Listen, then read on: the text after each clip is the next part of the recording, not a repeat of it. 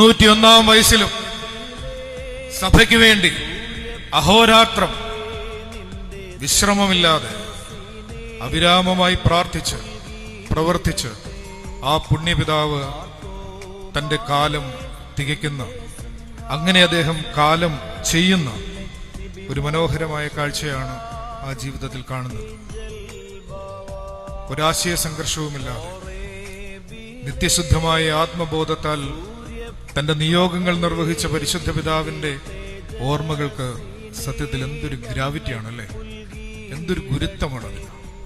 ശരിക്കും ഉള്ളിൽ തിരതല്ലുന്ന ആദരവോടെയല്ലാതെ നമുക്ക് ഓർത്തെടുക്കാനാവാത്ത മലങ്കര സഭയുടെ സൂര്യതേജസ്സായ ഈ പൂർവികൻ പരിശുദ്ധ ബസേലിയോസ് മാർത്തോമാ മാത്യൂസ് ദ്വിതീയൻ ബാവ തിരുമനസിന്റെ പവിത്ര സ്മരണകൾക്ക് മുമ്പിൽ ഹൃദയപൂർവമായ ഗുരുവന്ദനം. നന്ദി.